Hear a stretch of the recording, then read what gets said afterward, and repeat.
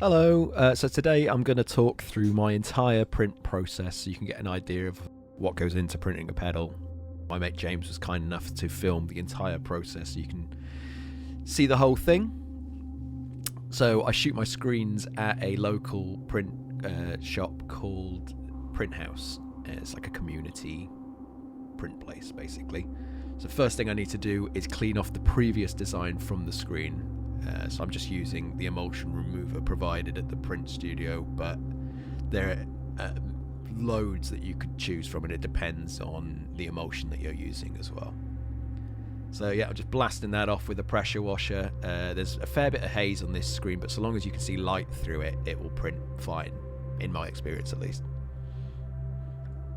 So wiping all of that moisture off, I'll dry it with a towel as well before popping it in a drying rack to get it fully dried out so that I can coat it with photosensitive emulsion again.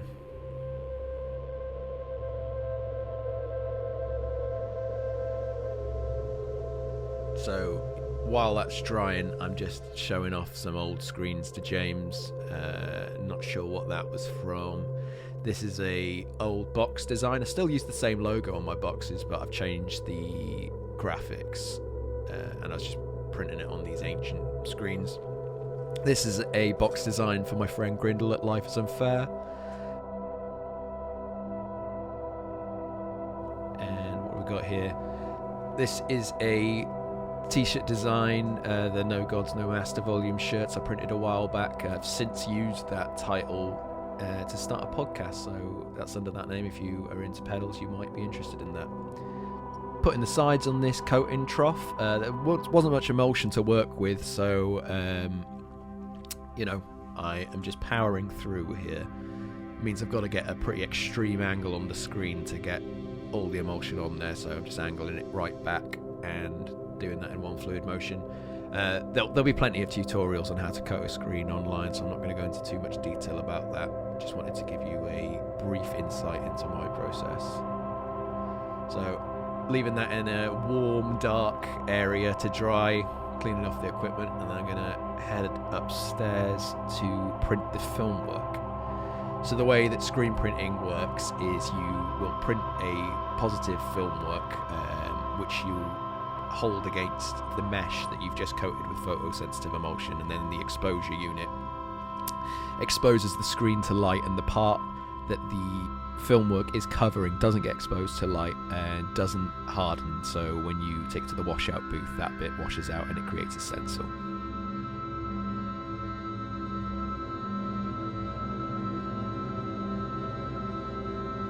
So some previous film work in that drawer. Ooh, don't look at this. It's top secret ultra release that I haven't spoken about yet, so just close your eyes. So I'm going to print out the film work for these. It's Plague Pits that I'm printing today, and then with that printed off, I'm going to run back downstairs to shoot the screen.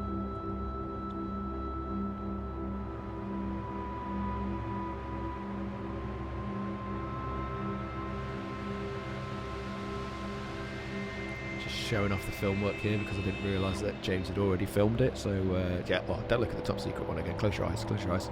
Okay, so I'm slicing this up so that I can pop it onto the screen ready to be shot. So I'm putting it on the opposite side of the screen to the side that I'll be printing, so I'm putting it in reverse basically. This definitely, when I first started printing, I printed things the wrong way around, but you get used to doing that. So this is the exposure unit. I'm going to pop that. It's got a vacuum sort of sealed lid, so that holds the screen to the glass, so you don't get like a drop shadow when it's exposing. So I'm holding that in place until it's sucked it right down, and then I'll expose it. I tend to expose it for 30 seconds. It depends on the emulsion you're using and how detailed the design is, but for this emulsion and for this level of detail, 30 seconds seems to be enough. So I'll take off the film work, and once I've checked to see that the emulsion has been exposed, it's pretty subtle to clock, but you get used to seeing it. I'll take it over to the washout booth, and I'll use the pressure washer to wash out the emulsion that has been covered by the film work. So that creates a stencil that I can push ink through basically. So I'm just checking that it's exposed properly. There's nothing that I have missed when I was washing out the screen. And then I'm popping it back on the drying rack for no other reason than I don't want to get the car wet. And that's the shooting part done. So turn off all the lights and I shall leave. So I'm heading back to the car and I'm going to drive back to my workshop, aka the garage. I just print underneath the flat basically. So yeah, it's a pretty lo-fi setup. By the time this video comes out, I'll have moved house, so I'm not actually printing here anymore. But this is how I was doing it for at least 3 or 4 years. So I'm chopping up the film work here so that I can position it on the case, so I can line up the screen and make sure it's printing in the right spot. So I'm making sure that the edges are even and that the drill holes line up to the film work. So I actually sell a zine that explains how to build one of these presses. They're super simple to build. I got someone else to build this for me though, actually, so I don't know what I'm talking about. But I also make these little cardboard frames for the cases to sit in as I'm printing them. I realise it's very lo-fi, but it does the job, so I haven't made anything more advanced really.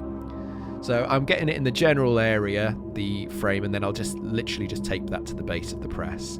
So that's what I'm doing here, and then once I've taped that down, I can loosen the clamps on the screen and I will shift the screen about until it's lined up with the artwork.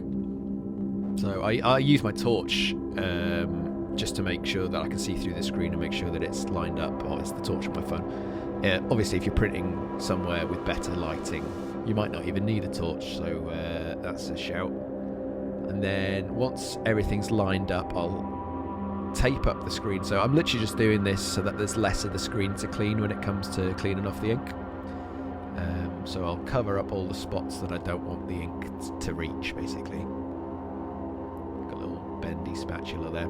I use this one-shot, it's sign writing paint, basically. It's not a screen printing ink, but it cures to a degree that I find is, you know, strong enough for effects pedals.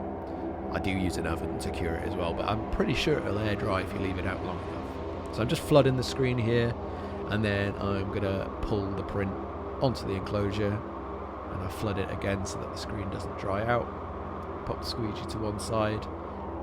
So I'm just checking that it is lined up there. So that tends to be the process, is as you're working through the print run, you're just keeping an eye on the print to make sure that it stays in the correct position. So yeah, just working through a few of these. Went for an orange on a sort of weird chrome base. I'm actually giving one of these away on my friend Simon's channel. So he runs a channel called Tunnel of Reverb.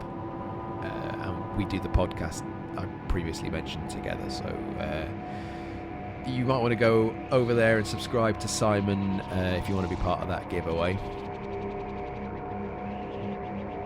So I'm taking that tape off I've just put on, and then the thing I like about using the one shot as an ink is that it will just clean off with white spirit, so I don't need a pressure washer at home. So yeah, it's you don't want to huff this, you probably want to wear a mask or something, but I am not doing that, but I don't recommend huffing it. So I had a few misprinted cases here, and another really nice thing about using this ink to print pedal enclosures is you can just clean off the misprints with white spirit in a rag, and then I pop it in the oven to bake. So I do 175 degrees, and I will leave them in the oven for around 5 to 7 minutes. That tends to cure the ink to a degree that I feel like it's relatively solid. I'm just showing off some older builds to James here, the cat toggle for tone. This is the Shiver. It came out of a PCB trade with Unsound Circuitry. You should check them out, they make really cool stuff. This is like an ancient pedal, but I still really like the way it looks. I don't know if it's because it's haggard or whatever. And then it's sort of a Big Muff clone, I think, from years back. Probably older again. I'm pretty sure this had a Blues Breaker in it, or a Blues Breaker style overdrive. Some weird testers on the wall. Okay, so 7 minutes are up, so I'm going to get these out of the oven. The tray gets ridiculously hot, obviously, so I'm just making sure that I don't burn my fingers. I'll leave it on the garage floor to cool down. And that is the entire process. Okay, cheers for watching. See ya.